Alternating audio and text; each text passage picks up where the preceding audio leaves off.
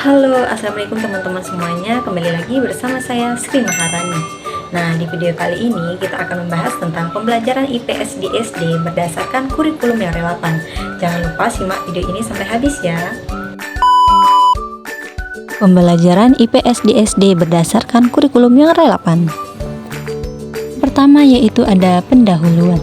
Pembelajaran IPS di SD berdasarkan kurikulum yang relevan, menekankan pendekatan interdisipliner, pengembangan, pengetahuan, sikap, dan keterampilan, serta mengintegrasikan materi dengan konteks lokal, nasional, dan global untuk membentuk warga negara yang bertanggung jawab. Kurikulum yang digunakan adalah kurikulum merdeka yang menyatukan IPA dan IPS menjadi IPAS untuk pemahaman holistik lingkungan dengan fokus pada pemecahan masalah kehidupan nyata. Nah, selanjutnya yaitu ada tujuan pembelajaran IPS di SD.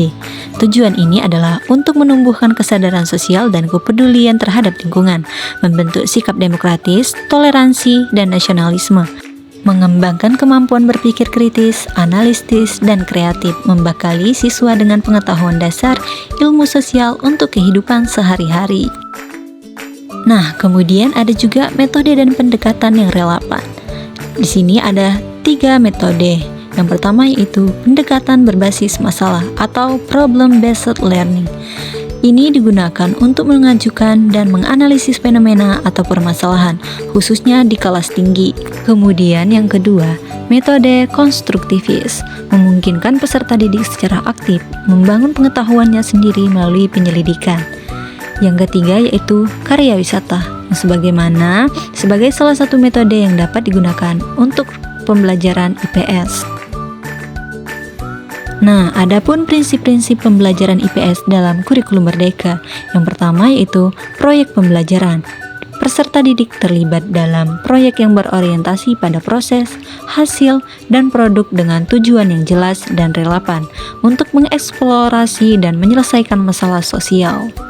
Kemudian yang kedua, integrasi konteks, mengintegrasi materi IPS dengan konteks lokal, misalnya kebudayaan, sejarah, geografi, dan ekonomi. Sedangkan nasional yaitu identitas, kebangsaan, dan global.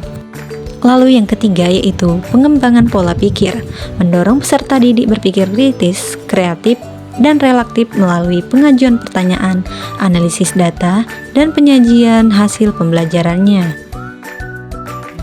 Nah, jadi kesimpulan dari pembelajaran IPS di SD berdasarkan kurikulum yang relevan ini adalah untuk membentuk peserta didik menjadi warga negara yang berjiwa sosial, kritis, bertanggung jawab, dan memiliki pemahaman konsep sosial budaya, serta ekonomi. Hal ini dilakukan melalui pengenalan nilai-nilai moral, etika, dan sosial, serta pengembangan kemampuan mental dan intelektual agar mampu berkontribusi pada kehidupan masyarakat yang lebih baik dan menghadapi tantangan zaman. Oke guys, jadi itu tadi video pembahasan mengenai pembelajaran IPS di SD berdasarkan kurikulum yang relevan. Terima kasih, see you next video, bye-bye.